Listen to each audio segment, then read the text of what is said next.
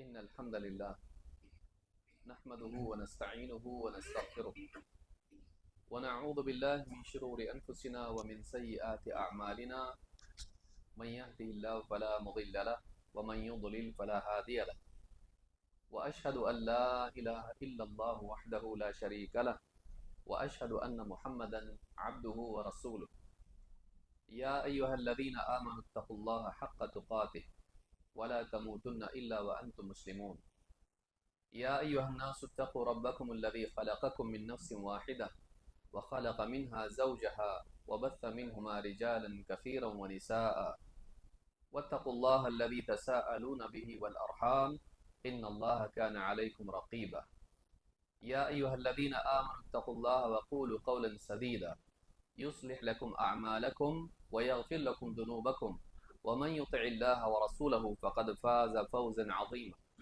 أما بعد فإن خير الحديث كتاب الله وخير الهدي هدي محمد صلى الله عليه وعلى آله وسلم وشر الأمور محدثاتها وكل محدثة بدعة وكل بدعة ضلالة وكل ضلالة في النار.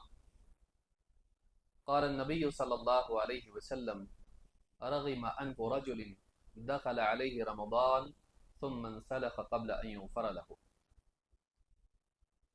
میرے محترم دینی بھائیوں، نوجوان ساتھیوں، رمضان المبارک کا مہینہ ایک عظیم الشان مہینہ ہے، ایک مبارک مہینہ جس میں اللہ رب العالمین نے بندوں کے لیے مغفرت اور رحمت کے دروازے کھول دیے ہیں، مہینہ جس سے مستفید ہونا انسان کے لیے نجات اور سعادت کا ذریعہ ہے، ایسا موقع جس میں انسان اپنے تقوی کی اصلاح کر سکتا ہے، اللہ تعالیٰ سے قریب ہو سکتا ہے اور اپنی آخرت کے لیے نیکیاں جمع کر سکتا ہے۔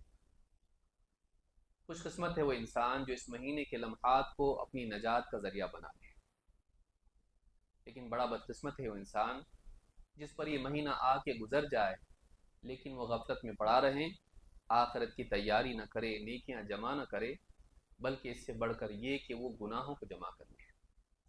اس مہینے کے اوقات کو وہ اپنی نجات کی بجائے اپنی ہلاکت اور بربادی کا سامان بنا لے۔ اللہ کے نبی صلی اللہ علیہ وسلم فرماتے ہیں رغم انف رجل دخل علیہ رمضان ثم انسلخ قبل ان یغفر له، ناکام و نامراد ہو گیا وہ انسان جس پر رمضان کا مہینہ آیا اور آ کر گزر گیا، ختم ہو گیا، لیکن پھر بھی وہ اپنی مغفرت نہ کرا سکا۔ پورا کا پورا مہینہ اس کو ملا لیکن اس نے اپنے اوقات کو اپنی نجات کے لیے، اپنی مغفرت کے لیے ذریعہ نہیں بنایا۔ توبہ اور استغفار کے ذریعے سے اور نیکیوں کے ذریعے سے وہ مغفرت نہیں کرا سکا۔ رمضان کے 2 عشرے چلے گئے، اب تیسرا عشرہ ہمارے سامنے ہے۔ یہ بچے ہوئے 10 دن، ان 10 دنوں میں انسان جتنا بھی کوشش کر کے نیکیاں جمع کر سکے، اللہ کا قرب حاصل کر سکے اور اپنی آخرت کے لیے تیاری کر سکے، اس کے لیے موقع ہے۔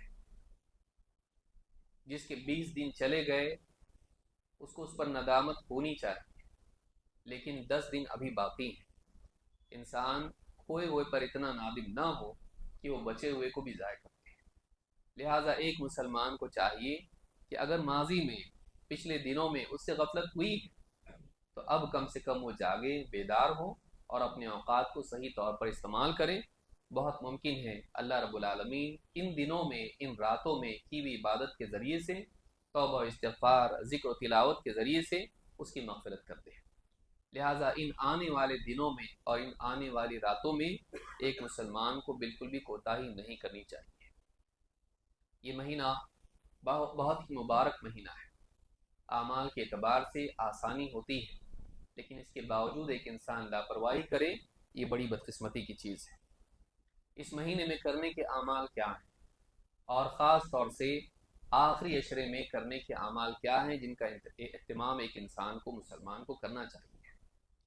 سب سے پہلی چیز اس آخری عشرے میں نبی کریم صلی اللہ علیہ وسلم کی سنت اعتکاف کرنا ہے۔ رمضان کے آخری 10 دنوں کا اعتکاف اللہ کے نبی صلی اللہ علیہ وسلم کیا کرتے تھے۔ عائشہ رضی اللہ تعالیٰ اور اسی طرح سے کئی صحابہ سے روایت مروی ہے۔ ابو ہریرہ رضی اللہ عنہ فرماتے ہیں کہ کان نبی صلی اللہ علیہ وسلم यातकिफु फी कुल्लि रमज़ान 10 अय्याम। अल्लाह के नबी सल्लल्लाहु अलैहि वसल्लम हर रमज़ान में आखिरी 10 दिनों का एहतिकाफ किया करते थे। ये अल्लाह के नबी सल्लल्लाहु अलैहि वसल्लम की दायमी सुन्नत थी, हमेशा आप इसका अहतमाम करते थे। ये आखिरी अशरा क्यों है और ये एहतिकाफ क्यों है? अहादीस का मुताला करने से मालूम होता है कि ये जो आखिरी अशरा है और इसमें एहतिकाफ का एहतमाम है, ये लैलतुल क़द्र को पाने के लिए है। इसलिए कि लैलतुल क़द्र इन्हीं आखिरी रातों में होती है। रमज़ान के आखिरी अशरे में किसी एक रात में लैलतुल क़द्र होती है और वो रात हर साल बदलती रहती है, वो किसी एक रात में हमेशा नहीं होती है। और रमज़ान की इन 10 रातों में से किसी एक रात में ये लैलतुल क़द्र किसी भी साल वाक़ होती है और हर साल होती है। अल्लाह के नबी सल्लल्लाहु अलैहि वसल्लम फरमाते हैं, तहर्रउ लैलतुल क़द्र फिल अश्रिल अवाखिर मिन रमज़ान। लैलतुल क़द्र को तलाश करो रमज़ान की आखिरी 10 रातों में। बाज़ लोग उसको 27वीं के लिए ख़ास कर लेते हैं, बस उसी एक रात में इबादत करते हैं और समझते हैं कि हमको मिल गई। अल्लाह के नबी सल्लल्लाहु अलैहि वसल्लम ने मुसलमानों को इस बात का हुक्म दिया कि लैलतुल क़द्र को रमज़ान की आखिरी 10 रातों में तलाश करो। 21वीं रात से लेकर आखिरी रात तक इसका अहतमाम करना चाहिए। 21वीं रात 20वें रोज़े की बाद वाली रात होती है। रात पहले आती है, दिन बाद में आता है। लिहाजा 20वें रोज़े के ख़त्म होने के बाद जो रात आती है वो 21वीं रात होती है। तो रमज़ान की आखिरी 10 रातों में खूब इबादत करना चाहिए और इसमें लैलतुल क़द्र को तलाश करना चाहिए। लैलतुल क़द्र कौन सी रात है? ये वो रात है जिसमें अल्लाह रब्बुल आलमीन ने कुरान करीम को नाजिल किया। ये वो रात है जिसके बारे में अल्लाह ताला ने फरमाया, लैलतुल क़द्र खैरुम मिन अल्फ़ि शहर। ये लैलतुल क़द्र 1000 महीनों से बेहतर है। 1000 महीने तकरीबन 83 साल के होते हैं, बल्कि इससे ज़्यादा। इतनी ज़्यादा मुद्दत तक इबादत करना इस एक रात की इबादत उससे बेहतर है। इसीलिए इमाम इब्न जरीर तबरी रहमतुल्लाह फरमाते हैं, सलफ का ये कहना है कि जो इंसान इस रात में इबादत कर ले, आमाल कर ले, ये 83 साल यानी 1000 महीने इनमें इबादत करने से भी ज़्यादा बेहतर है। कितना अच्छा मौका इंसान के लिए है कि वो पूरी एक ज़िंदगी की इबादत एक रात में ले सकता है। एक इंसान अगर इन 10 रातों में कोशिश कर ले तो उससे खो तो नहीं जाएगी।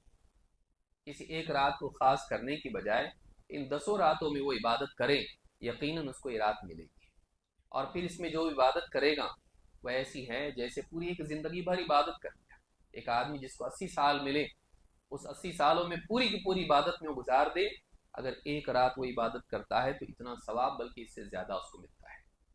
तो रमज़ान के इस आखिरी अशरे का ख़ास अमल लैलतुल क़द्र को तलाश करना है, जो इतनी ज़्यादा सवाब वाली, इतनी अज़मत वाली रात है। तो अल्लाह के नबी सल्लल्लाहु अलैहि वसल्लम की हदीस हमको बता रही है कि आपने फरमाया, तहर्रउ लैलतुल क़द्र फिल अश्रिल अवाखिर मिन रमज़ान। रमज़ान के आखिरी अशरे में लैलतुल क़द्र को तलाश करो। इसकी फजीलत क्या है? अल्लाह के नबी सल्लल्लाहु अलैहि वसल्लम फरमाते हैं, मन क़ाम लैलतुल क़द्र ईमानन व इह्तिसाबन गुफ़िर लहू मा तक़द्दम मिन ज़ंबिही। जो ईमान और एहतिसाब के साथ लैलतुल क़द्र में इबादत करें, इसका क़ियाम करें, तो उसके पिछले सारे गुनाह माफ़ हो जाते हैं। जितने भी गुनाह उसने किए हों, अगर इखलास के साथ में और अल्लाह की तरफ से मिलने वाले अजर की उम्मीद में और उसकी तलब में और उसकी यकीन के साथ अगर इस रात में इबादत करता है, पिछले सारे गुनाह उसके माफ़ हो जाते हैं। लिहाजा रमज़ान के आखिरी अशरे को ज़ाय नहीं करना चाहिए। ये गनीमत रातें हैं। इन रातों में वक्त बर्बाद करने की बजाय, फजूलियात में मोबाइल फ़ोन के साथ अपने वक्त को बर्बाद करने की बजाय इबादत में इसको गुजारना चाहिए। तो ख़ास तौर से ये अमल इस आखिरी अशरे का है। इसी तरह से आखिरी अशरे में नबी करीम सल्लल्लाहु अलैहि वसल्लम के बारे में हज़रत आयशा रज़ियल्लाहु तआला अन्हा फरमाती हैं कि आप आखिरी अशरे में आम दिनों के मुकाबले में, आम रातों के मुकाबले में इबादत में ज़्यादा मुजाहदा करते थे। हज़रत आयशा रज़ियल्लाहु तआला फरमाती हैं, कान नबी सल्लल्लाहु अलैहि वसल्लम इज़ा दखल अल अश्र। अल्लाह के नबी सल्लल्लाहु अलैहि वसल्लम जब रमज़ान की आखिरी 10 रातें या आखिरी अशरा दाखिल होता, شد مئزرہ وأحیا لیلہ وأیقظ اہلہ. 3 کام آپ کرتے ہیں. شد مئزرہ، اپنا تہبند کس لیتے ہیں. علماء نے دونوں معنی اس کے بیان کیے ہیں. ایک معنی تو یہ کہ جب آدمی کوئی بوجھ اٹھانے کے لیے تیار ہوتا ہے تو کمر کس لیتا ہے اور اپنے تہبند کو مضبوطی سے باندھ لیتا ہے. تو مراد یہ ہے کہ آپ مجاہدے کے لیے تیار ہو جاتے ہیں. دوسرا معنی یہ بھی ہے کہ آپ چونکہ اعتکاف کرتے تھے آخری عشرے میں، اس اعتبار سے آپ تہبند باندھ لیتے تھے، یعنی اپنی بیویوں سے کنارہ کش ہو جاتے ہیں، بیویوں سے دور رہتے ہیں. کیونکہ قرآن میں بھی اللہ تعالیٰ نے اس کا حکم دیا ہے، وَلَا تُبَاشِرُوهُنَّ وَأَنْتُمْ عَاكِفُونَ فِي الْمَسَاجِدِ. اپنی بیویوں سے مباشرت نہ کرو جب تم مساجد میں اعتکاف سے ہو. تو اعتکاف کرنے والے کے لیے بیوی سے مباشرت کرنا جائز نہیں ہے. تو یہاں پر یہ بات، پہلی بات معلوم ہے، شد مئزرہ وأحیا لیلہ، اور اس کی راتوں کو زندہ کرتے ہیں. اگر واقعی آپ اس کا ترجمہ کریں گے، ترجمہ ہوتا ہے احیا لیلہ، یعنی ان کی راتوں کو، آخری عشرے کی راتوں کو حیات والی بناتے ہیں. آدمی پڑا رہتا ہے، سویا رہتا ہے، گویا کہ مردہ ہے، لیکن آپ صلی اللہ علیہ وسلم بیدار ہو کے اس کی راتوں میں عبادت کرتے، یعنی راتوں کو جاگتے ہیں. وَأَيْقَظَ أَهْلَهُ، نہ صرف یہ کہ آپ خود بیدار ہو کے عبادت کرتے، بلکہ اپنے گھر والوں کو بھی عبادت کے لیے جگاتے ہیں. تو اس آخری عشرے میں ایک مسلمان کو چاہیے کہ وہ ہمت کرے، عزم کریں، پختہ ارادہ کریں، ہمت ہارے نہیں، بلکہ ابھی تھوڑا وقت بچا ہے. یہ سوچ کے چلے اگر کسی کو پتہ چل جائے کہ بس یہی آخری عشرہ اس کے پاس ہے، اس کے بعد اس کی موت ہے، اس کی موت ہے، بتائیے اس کا کیا حال ہوگا. اگر اس کو معلوم ہو جائے کہ اب میری زندگی باقی نہیں رہی، میرے پاس یہی آخری عشرہ ہے، اس کے بعد اگلا رمضان مجھ کو ملنے والا نہیں ہے، تو بتائیے اس کا کیا حال ہوگا. ہم میں سے ہر آدمی کو اس طرح سے سوچنا چاہیے. ہم میں سے کوئی نہیں جانتا کہ ہم اگلا رمضان پائیں گے یا نہیں پائیں گے. لہٰذا اس آخری عشرے میں کمر کس لینا چاہیے اور اس کی راتوں میں عبادت کرنا چاہیے، اور خود بھی اور اپنے گھر والوں کو بھی عبادت کے لیے تیار اور آمادہ کرنا چاہیے. تو یہ بھی عمل اس آخری عشرے کا ہے، اور اس میں مجاہدے کی کثرت اس حدیث سے معلوم ہوتی ہے. اسی طرح سے کرنے کے کاموں میں سے یہ ہے کہ رمضان کا پورا مہینہ خاص طور سے دعاؤں کا مہینہ ہے. آپ دیکھیں، اگر اللہ رب العالمین نے جو رمضان کے احکام بیان کیے ہیں، ان احکام کے دوران اللہ تعالیٰ نے اچانک دعا کا ذکر کیا ہے. سارے احکام رمضان کے بیان ہو رہے ہیں، درمیان میں اللہ نے فرمایا وَإِذَا سَأَلَكَ عِبَادِي عَنِّي فَإِنِّي قَرِيبٌ أُجِيبُ دَعْوَةَ الدَّاعِ إِذَا دَعَانِ. اے نبی، جب میرے بندے آپ سے میرے بارے میں پوچھیں تو آپ کہیے کہ میں تو قریب ہوں. اجیب دعوت الداعی اذا دعان، پکارنے والی کی پکار کو سنتا ہوں، دعا کرنے والی کی دعا کو قبول کرتا ہوں جب بھی وہ دعا کرے، چاہے وہ دن ہو یا رات ہو. عام دنوں میں بھی اللہ تعالیٰ بندے کی دعاؤں کو قبول کرتا ہے، لیکن رمضان کے سیاق میں اس کو بیان کرنا، رمضان کی آیتوں کے درمیان میں اس کو بیان کرنا، خصوصی طور پر یہ اشارہ دیتا ہے کہ رمضان کے ان ایام میں روزوں کے ذریعے سے، عبادات کے ذریعے سے بندے کو اللہ رب العالمین کا خصوصی قرب نصیب ہوتا ہے. اور ایسے قرب میں بندے کو چاہیے کہ اللہ سے مانگ لے. وہ بادشاہ سے جب قریب ہوا ہے تو جو چاہے مانگ سکتا ہے. ایسا بادشاہ ہے جو سخی ہے، اور ایسا بادشاہ ہے جس کے پاس کمی نہیں ہے. دونوں چیزوں کا جمع ہو جانا کتنی بڑی چیز ہے، بلکہ 3 چیزیں جمع ہوتی ہیں. بادشاہ ایسا جس کے پاس سب کچھ ہے، کسی چیز کی کمی نہیں. بادشاہ ایسا جو سخی ہے، اس کے پاس دینے میں بخل نہیں، اور بندے کو بادشاہ سے قرب بھی نصیب ہو گیا، نزدیکی بھی مل گئی، وہ خوش ہے اس سے. ایسے وقت میں بھی بندہ اگر اللہ سے نہ مانگے، یہ بڑی بدقسمتی کی بات ہے. لہٰذا اس عشرے میں اور خاص طور سے ان راتوں میں انسان کو چاہیے کہ اللہ رب العالمین سے خوب دعا کرے. اللہ کے نبی صلی اللہ علیہ وسلم فرماتے ہیں ان اللہ تعالی حی کریم، اللہ تعالی بڑا حیا والا ہے، بڑا سخی ہے، کریم ہے. یستحی اذا رفع الرجل الیہ یدیہ ان یردہما صفرا خائبتین، وہ اس بات سے شرماتا ہے کہ جب بندہ اپنے دونوں ہاتھ پھیلا کر اس سے مانگتا ہے تو اس بات سے شرماتا ہے کہ خالی ہاتھ اس کو لوٹا دے، اس کے دونوں ہاتھ خالی ہی لوٹا دے. اللہ تعالیٰ اس سے شرماتا ہے.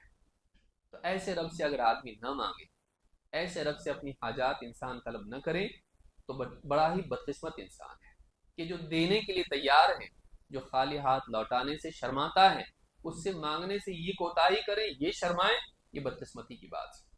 لہٰذا چاہے روزے کے حالات ہوں، روزے کی حالت میں، یا اسی طرح سے رمضان کی راتوں میں، بندے کو چاہیے کہ جو کچھ مانگ سکتا ہے اپنے لیے، مسلمانوں کے لیے، اپنے گھر والوں کے لیے، زندوں کے لیے جو دنیا سے جا چکے ہیں ان کے لیے، بلکہ اسلام کے دشمنوں کے لیے ہدایت اور توفیق آدمی مانگ سکتا ہے۔ تو ان راتوں میں خاص طور سے اس کا بھی اہتمام کرنا چاہیے۔ اسی طرح سے ان راتوں میں انسان کو چاہیے کہ اپنی ماضی کی زندگی پر اللہ سے توبہ استغفار کرے۔ انسان کے بہت سارے گناہ ایسے ہوتے ہیں کہ وہ کرتا رہتا ہے اور اللہ سے معافی نہیں مانگتا ہے۔ اللہ چاہے تو اپنے فضل و کرم سے معاف بھی کر دے، لیکن اللہ تعالیٰ چاہے تو بلا توبہ کے انسان اگر چلا جائے اس پر پکڑ بھی کر لے۔ آدمی کو چاہیے کہ کوئی گناہ اس کا ایسا نہ رہے کہ اللہ سے توبہ اس نے نہ کیا ہو۔ لہٰذا بندے کو چاہیے کہ آخری عشرے میں خاص طور سے اللہ تعالیٰ سے اپنے گناہوں کے لیے توبہ و استغفار کرے۔ اللہ کے نبی صلی اللہ علیہ وسلم فرماتے ہیں، من احب ان تسرہ صحیفتہ، جو شخص اس بات کو پسند کرتا ہے کہ اس کا نامہ اعمال اسے خوش کرتے ہیں، قیامت کے دن جب اپنا نامہ اعمال وہ دیکھیں تو خوش ہو جائیں۔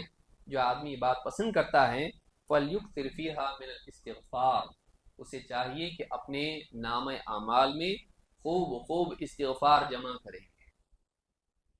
جو چاہتا ہو، جسے یہ بات پسند ہو کہ قیامت کے دن جب اپنا نامہ اعمال دیکھے تو اسے خوشی ہو، تو اسے چاہیے کہ اپنے نامہ اعمال میں کثرت سے استغفار جمع کرے، یعنی اللہ سے خوب استغفار کرے۔ جو بھی چھوٹے بڑے گناہ ہوئے ہوں، جو بھی کوتاہیاں ہم سے ہوئی ہوں، ہم اللہ تعالیٰ سے اس کے لیے اللہ سے معافی مانگیں، استغفار کریں۔ بلکہ حق بات تو یہ ہے کہ ہمارے گناہ تو گناہ، ہماری نیکیاں بھی ایسی ہیں کہ ہم کو اس پر استغفار کرنا چاہیے۔ ہماری نیکیاں بھی کوتاہیوں سے خالی نہیں ہیں۔ واقعی بندہ وہ ہے جو نیکی کر کے بھی اللہ تعالیٰ سے یہ دعا کرے کہ اللہ اس میں جو کوتاہی ہوئی اس کی وجہ سے میری نیکی کو رد نہ کر دے۔ اسی لیے آپ دیکھیں گے کہ رمضان کی ان آخری راتوں میں عائشہ رضی اللہ تعالیٰ عنہ نے اللہ کے نبی صلی اللہ علیہ وسلم سے ایک سوال کیا، کہا کہ اللہ کے رسول، اگر مجھے معلوم ہو جائے کہ کون سی رات لیلۃ القدر ہے تو اس رات میں کن کلمات سے اللہ تعالیٰ سے دعا کروں، کیا مانگوں؟ اللہ کے نبی صلی اللہ علیہ وسلم فرمایا، قولی اللہم انک عفو تحب العفو فاعف عنی۔ جب تجھے معلوم ہو جائے کہ کون سی رات لیلۃ القدر ہے، اگر مان لیجیے معلوم ہو گیا، کیا پڑھوں میں؟ کہا کہ اگر تجھ کو معلوم ہو جائے تو کیا کر؟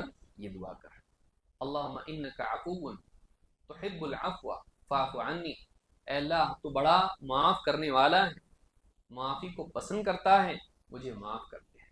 علماء نے کہا کہ اتنی ساری دعائیں چھوڑ کے یہ کیوں سکھایا؟ کہا کہ رمضان کے مہینے میں عبادات کرنے سے ایک انسان کے دل میں بات پیدا ہو جاتی ہے کہ میں نے بہت کچھ کیا ہے۔ بندے کو چاہیے کہ بہت کچھ کرنے کے بعد بھی اللہ سے معافی مانگے کہ اللہ جیسا کرنا چاہیے تھا ویسا نہیں کیا۔ اللہ کی شان بہت عظیم ہے، اللہ بڑی عظمت والا ہے، اللہ بہت اعلیٰ اور احسن اعمال کا حقدار ہے۔ ہمارے اعمال ویسے نہیں کہ اللہ کی بارگاہ میں پیش ہو سکے۔ یہ اللہ رب العالمین کا کرم ہے کہ ہمارے ٹوٹے پھوٹے اعمال کو اللہ قبول کر لیتا ہے، ورنہ دیکھا جائے تو اللہ کی شان بہت بلند ہے۔ ہماری عبادات میں کمی کوتاہی ہم خود جانتے ہیں، ہماری نمازیں دھیان والی نہیں، ہمارے روزوں سے واقعی تقویٰ پیدا نہیں ہوتا، ہماری جتنی بھی ہمارا قیام اللیل ہو یا جو بھی اعمال ہو اس میں کتنی کوتاہیاں ہم سے ہوتی ہیں۔ ایسی نیکیاں اگر اللہ تعالیٰ اپنے فضل و کرم سے قبول کر لے تو یہ ہمارے لیے بہت سعادت کی بات ہے، اس میں ہمارا کمال نہیں ہے۔ لہٰذا ان راتوں میں یہ دعا سکھانے کی حکمت شیخ ابن عثیمین رحمہ اللہ نے یہ بیان کی ہے کہ آدمی اتنا مجاہدہ کرتا ہے، ایسا لگتا ہے جیسے بہت کر لیا میں نے، نہیں، تو یہ سوچ کہ تو نے کوتاہی کی ہے، اللہ سے معافی مانگ کہ واقعی رمضان کا حق جیسا ادا کرنا چاہیے تھا میں نے نہیں کیا، جتنا کرنا چاہیے تھا مجھ سے نہیں ہو سکا اللہ تو مجھ کو معاف کر دے۔ تو یہ کیفیت آدمی کی ہونا چاہیے۔ تو رمضان میں ایک عمل یہ بھی ہے، اور خاص طور سے آخری عشرے میں، کہ اللہ تعالیٰ سے معافی، توبہ و استغفار کا اہتمام آدمی کرے۔ اسی طرح سے ذکر و تلاوت کا اہتمام کرے، اللہ کا خوب ذکر کرے، اس لیے کہ ذکر بڑا آسان عمل ہے۔ اس کے لیے بہت زیادہ محنت نہیں کرنی پڑتی ہے. آدمی اگر بیٹھا رہے لیٹا رہے تبھی بھی عمل ہو سکتا ہے، اپنی کروٹ پر بھی ہو سکتا ہے. کونے میں بیٹھا ہوا تھکا ہوا آدمی ہے، روزے کی حالت میں ہو یا آخری عشرے میں رات کے وقت میں ہے، عبادت کر کے تھکا ہوا ہے، کھڑا ہو کے نماز نہیں پڑھ سکتا ہے، تکلیف اس کو ہے، بستر پر ہے آدمی، تب بھی آدمی اللہ کو یاد کر سکتا ہے. زبان کی حرکت اس کے لیے جنت کے دروازے کھولنے کا ذریعہ بن سکتی ہے. اللہ تعالیٰ کا ذکر کرنا بہت بڑی چیز ہے. اللہ تعالیٰ نے فرمایا وَلَذِكْرُ اللَّهِ أَكْبَرُ، اللہ کا ذکر، اللہ کی یاد بہت بڑی چیز ہے. اللہ کی یاد بہت بڑی چیز ہے، وہ چھوٹی چیز نہیں، بلکہ ساری عبادات کی روح اللہ کی یاد ہے. ایسی عبادت جس میں اللہ کا دھیان نہ ہو، اللہ کی طرف دل راغب نہ ہو، اللہ کی طرف دل متوجہ نہ ہو، اگر ایسا ہو تو دعا بھی مقبول نہیں ہوتی ہے، دعا بھی غافل دل کے ساتھ مقبول نہیں ہوتی ہے. لہٰذا آدمی کو چاہیے کہ اللہ کو خوب یاد کرے. اللہ کو یاد کرنے کے بارے میں اللہ کے نبی صلی اللہ علیہ وسلم فرماتے ہیں مثل الذی یذکر ربہ والذی لا یذکر ربہ مثل الحی والمیت. جو آدمی اپنے رب کو یاد کرتا ہے اور جو اپنے رب کو یاد نہیں کرتا، ان دونوں کی مثال ایسی ہے جیسے زندہ اور مردہ ہوتا ہے. یعنی یاد کرنے والا زندہ ہے اور اللہ کو یاد نہ کرنے والا، اللہ کا ذکر نہیں کرنے والا مردہ کی طرح ہے، وہ مر چکا ہے.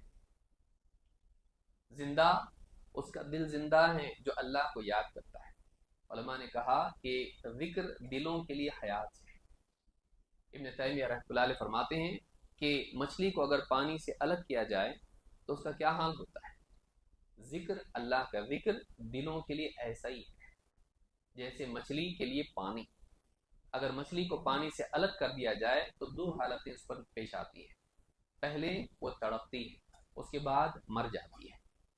جب دل اللہ کی یاد سے منقطع ہو جاتا ہے تو بے چینی اس میں پیدا ہوتی ہے، اور بے چینی ہونے کے بعد اس میں قساوت اور سختی پیدا ہو جاتی ہے، دل مر جاتا ہے.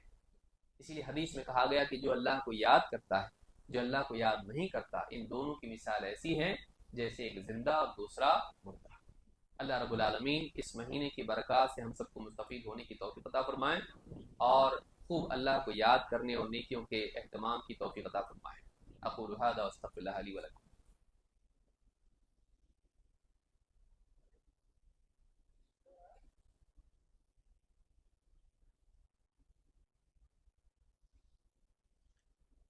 الحمد للہ رب العالمین والصلاة والسلام على سید الانبیاء والمرسلین نبینا محمد وعلى آلہ وصحبہ اجمعین، اما بعد. رمضان کے اعمال میں سے اور خاص طور سے آخری عشرے کے اعمال میں سے ایک عظیم الشان عمل قرآن کریم کی تلاوت بھی ہے. یہ بھی اللہ کو یاد کرنے کا ایک طریقہ ہے اور اللہ کے کلام کی تلاوت کے ذریعے اپنے قلب کو زندہ کرنے اور اللہ کا قرب تلاش کرنے کا ذریعہ ہے، نیکیاں جمع کرنے کا ذریعہ ہے. اللہ کے نبی صلی اللہ علیہ وسلم فرماتے ہیں من قرأ حرفا من کتاب اللہ فلہ بہ حسنہ والحسنۃ بعشر امثالها. جو شخص قرآن کریم کی تلاوت کرتا ہے، اللہ کی کتاب پڑھتا ہے، اسے ہر حرف کے بدلے ایک نیکی ملتی ہے، اور ایک نیکی کا بدلہ اللہ کے ہاں 10 گنا ہو جاتا ہے. لا اقول الف لام میم حرف ولکن الف حرف ولام حرف ومیم حرف. میں نہیں کہتا کہ الف لام میم پورا کا پورا ایک حرف ہے، بلکہ الف ایک حرف ہے، لام ایک حرف ہے، میم ایک حرف ہے. یعنی اگر آدمی الف لام میم کہے، بس اتنا، ایک آیت پڑھ لی اس نے سورۃ البقرہ کی، الف لام میم اتنا پڑھ لیا، تو اتنا پڑھنے پر بھی 3 حرف ہیں اور ہر حرف پر ایک نیکی، 3 نیکیاں، اور ایک نیکی کا ثواب 10 گنا اللہ کے یہاں ہوتا ہے. گویا کہ الف لام میم کہنا ہی 30 نیکیاں ہو جاتی ہے. قیامت کے دن اگر ایک نیکی کم پڑ گئی گناہوں کے مقابلے میں، آدمی جہنم میں جائے گا اگر اللہ معاف نہ کرے تو. بیٹھے بیٹھے آدمی قرآن پڑھ سکتا ہے، دیکھ کے پڑھے، جتنا یاد ہے وہ پڑھے، جیسا چاہے پڑھ سکتا ہے. اگر آدمی قرآن پڑھے ایک حرف پر اس کو ایک نیکی ملتی ہے، چاہے وہ چھوٹی چھوٹی صورتیں پڑھے، لیٹے لیٹے پڑھے تب بھی چلے گا. اگر آدمی مصحف پکڑ کے نہیں پڑھتا ہے، یادداشت سے پڑھتا ہے، تو اگر وہ لیٹے لیٹے بھی پڑھ لے تب بھی اس کے لیے ٹھیک ہے. اللہ کے نبی صلی اللہ علیہ وسلم حضرت عائشہ رضی اللہ تعالیٰ عنہ کی گود میں سر رکھ کر قرآن پڑھا کرتے تھے. تو اگر آدمی حفظ سے پڑھ رہا ہے یا یادداشت سے پڑھ رہا ہے تو جس حال میں پڑھ سکتا ہے، کوئی منع نہیں۔ ہاں مصحف لے کر اگر پڑھتا ہے تو ادب و احترام کے ساتھ پڑھے، ادب و احترام کے ساتھ پڑھے، اس لیے کہ اللہ کی کتاب اور اللہ کے شاعر کی تعظیم بھی ہونی چاہیے۔ تو یہ بات بھی یاد رکھے۔ تو ایک حرف کے بدلے ایک نیکی، اس اعتبار سے 10 نیکیاں اس پر اللہ کی طرف سے ملنا، آپ جتنا پڑھتے چلے جائیں اتنی نیکیاں جمع ہو جائیں گی۔ آج آدمی مال کے پیچھے دوڑ رہا ہے، نیکیاں آخرت میں کام آئیں گی، مال نہیں۔ آخرت میں نیکیاں کام آئیں گی، مال کام نہیں آئے گا۔ لہٰذا آدمی کو چاہیے کہ وہ کثرت سے نیکیاں کمائیں، اور اللہ کا ذکر اور اللہ کے کلام کی تلاوت یہ بہت ہی آسان ذریعہ ہے نیکی کمانے کا۔ آدمی مسجد کے کسی کونے میں بلکہ گھر میں بھی بیٹھ کے قرآن پڑھ رہا ہے، اس کی نیکیاں جمع ہوتی رہتی ہیں۔ اس کا اہتمام کرنا چاہیے۔ اللہ کے نبی صلی اللہ علیہ وسلم خود بھی رمضان میں خاص طور سے قرآن کریم کا دور کیا کرتے تھے جبریل کے ساتھ۔ لہٰذا ایک مسلمان کو چاہیے کہ وہ قرآن کریم کی تلاوت کا خاص طور سے اہتمام کرے۔ اسی طرح سے رمضان کے خاص اعمال میں سے یہ بھی ہے، اور آخری عشرے میں بھی آدمی کوشش کریں، یہ آخری عشرے کے ساتھ خاص نہیں ہے لیکن رمضان کے اعمال میں سے ہے کہ آدمی صدقہ و خیرات کرے، اپنے مال میں سے چاہے وہ امیر ہو یا غریب ہو کچھ حصہ نکال کر غربا و فقراء پر خرچ کرے۔ ابن عباس رضی اللہ تعالیٰ عنہ فرماتے ہیں کان النبی صلی اللہ علیہ وسلم اجود الناس بالخیر، اللہ کے نبی صلی اللہ علیہ وسلم خیر کے عطا کرنے میں سارے لوگوں میں سب سے زیادہ سخی انسان تھے۔ جو بھی مال ہے، جو بھی خیر ہے، جو بھی نفع والی چیز ہے، لوگوں کو دینے میں، چاہے وہ علم ہو یا مال ہو، عطا کرنے میں لوگوں میں سب سے زیادہ سخی انسان تھے۔ وَكَانَ أَجْوَدُ مَا يَكُونُ فِي رَمَضَانَ حِينَ يَلْقَاهُ جِبْرِيلُ، اور آپ رمضان میں اور بھی زیادہ سخی ہو جاتے تھے جب آپ جبریل سے آپ کی ملاقات ہوتی۔ وَكَانَ جِبْرِيلُ يَلْقَاهُ كُلَّ لَيْلَةٍ مِّن رَمَضَانَ حَتَّى يَنْسَلِخ، اور جبریل رمضان کی تمام راتوں میں ہر رات میں آپ سے ملاقات کرتے یہاں تک کہ پورا مہینہ ختم ہو جاتا ہے۔ یعرض علیہ النبی صلی اللہ علیہ وسلم القرآن، اللہ کے نبی صلی اللہ علیہ وسلم جبریل پر قرآن پیش کرتے ہیں، یعنی جبریل کے سامنے پڑھتے ہیں، جبریل کو پڑھ کے سناتے ہیں۔ بعض روایتوں میں آیا کہ جبریل بھی کبھی آپ کو پڑھ کے سناتے، تو دونوں ایک دوسرے کو قرآن پڑھ کے سناتے۔ آپ کا یہ معمول تھا ہر رمضان میں۔ اور آپ فرماتے ہیں فَإِذَا لَقِيَهُ جِبْرِيلُ كَانَ أَجْوَدَ بِالْخَيْرِ مِنَ الرِّيحِ الْمُرْسَلَةِ، اور جب جبریل آپ سے ملتے تو اللہ کے نبی صلی اللہ علیہ وسلم سخاوت میں تیز تند آندھی جیسی ہوا سے بھی زیادہ تیز ہو جاتے ہیں۔ علماء نے کہا کہ اس ہوا کی مثال اس اعتبار سے دی کہ جب تیز ہوا چلتی ہے تو سب کو ہلا کے رکھ دیتی ہے اور سب کو چھو کے گزر جاتی ہے، یعنی آپ کی سخاوت عام ہوتی تھی اور اتنی زیادہ ہوتی تھی کہ لوگوں کو ہلا دیتی تھی۔ تو اس اعتبار سے نبی کریم صلی اللہ علیہ وسلم رمضان کے مہینے میں خاص طور سے سخاوت میں اور زیادہ بڑھ جاتے تھے۔ لہٰذا یہ بھی ایک سنت ہے کہ انسان چاہے وہ امیر ہو یا غریب ہو، جو بھی اللہ نے اس کو دیا ہے عام معمول سے زیادہ رمضان کے مہینے میں خرچ کریں، خاص طور سے غربا اور فقراء جو محتاج ہیں ان کے لیے ان پر خرچ کرے، ان کی ضرورت میں ان کے کام آئے۔ اسی طرح سے رمضان کے اعمال میں سے اور خاص طور سے آخری عشرے کے اعمال میں سے اور بالکل آخری دنوں میں 1-2 دن رہ جائیں تب سے عمل شروع کیا جا سکتا ہے، وہ یہ کہ آدمی صدقۃ الفطر نکالے، جس کو زکوٰۃ الفطر بھی کہا جاتا ہے، جس کو فطرہ بھی کہا جاتا ہے۔ اللہ کے نبی صلی اللہ علیہ وسلم فرماتے ہیں زکوٰۃ الفطر طہرۃ للصائم من اللغو والرفث، زکوٰۃ الفطر یہ پاکیزگی کا ذریعہ ہے روزے دار کے لیے لغو اور رفث کے کاموں سے۔ روزے کی حالت میں کچھ بے فائدہ فضول چیزیں اس سے ہو جاتی ہیں، کچھ بے حیائی کی باتیں بھی زبان سے کبھی نکل جاتی ہیں، کبھی نگاہ سے کچھ ہو جاتا ہے، تو جو بھی اس طرح کی غلطیاں بھول چوک اس سے ہو جاتی ہیں، کمیاں اس سے رہ جاتی ہیں، روزے کے کمال میں نقص پیدا کرنے والی بن جاتی ہیں، زکوٰۃ الفطر اس کے لیے ان کمیوں سے پاکیزگی کا ذریعہ ہے۔ وطعمۃ للمساکین، اور اس کے ساتھ ساتھ زکوٰۃ الفطر مساکین کے لیے غذا بھی ہے، ان کے کھانے کا ذریعہ بھی ہے۔ من اداها قبل الصلاة فهي زکوٰۃ مقبولہ، جو عید کی نماز سے پہلے اسے ادا کر دے تو یہ اللہ کے نزدیک اللہ کے ہاں مقبول زکوٰۃ ہوتی ہے۔ یہ زکوٰۃ الفطر ہے، اللہ اسے قبول کر لیتا ہے اگر عید کی نماز سے پہلے ادا کر دے۔ ومن اداها بعد الصلاة فهي صدقۃ من الصدقات، اور جو اسے عید کی نماز کے بعد ادا کرے تو پھر یہ عام صدقوں میں سے ایک صدقہ ہے، یہ صدقہ ہے لیکن زکوٰۃ الفطر ادا نہیں ہوا۔ تو کوشش یہ کرنا چاہیے کہ آدمی عید کی نماز سے پہلے پہلے اس کو ادا کر لے۔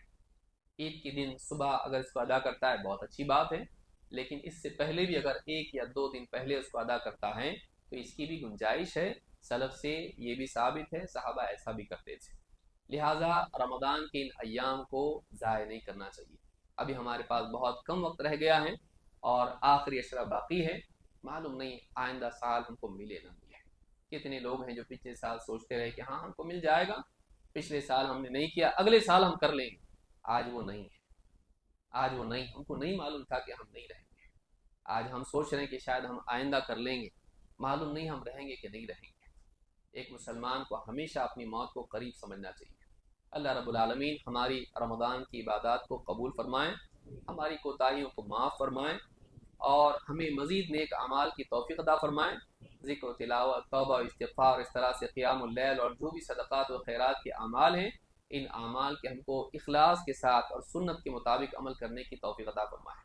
اے اللہ ہم سب کی مغفرت فرما، مسلمانوں کے مسائل کو حل فرما، دنیا بھر میں جو بھی مسلمان ہیں ان کی پریشانیوں کو دور فرما، بیماروں کو شفا عطا فرما، اور اسی طرح سے کسی اعتبار سے جو پریشان حال ہیں، فقر و فاقے میں ہیں یا کسی اور مصیبت میں ہیں، ان کی مصیبت کو، فقر و فاقے کو، تنگ دستی کو دور فرما، مسلمانوں کی جان و مال کی عزت آبرو کی حفاظت فرما، حکام کو نیک توفیق عطا فرما، ظالم کو روک دے، اس کو ظلم سے باز رکھ، اور ہر مسلمان کی بلکہ ہمارے ملک کی بلکہ پورے عالم کی حفاظت فرما اس بات سے کہ امن و امان خراب ہو، مسلمانوں کو اور سبھی کو امن و امان باقی رکھنے کی توفیق عطا فرما۔ ان اللہ یأمر بالعدل والاحسان وایتاء ذی القربى وینهى عن الفحشاء والمنکر والبغی یعظکم لعلکم تذکرون اذکروا اللہ یذکرکم وادعوه یستجب لکم ولذکر اللہ تعالی اکبر۔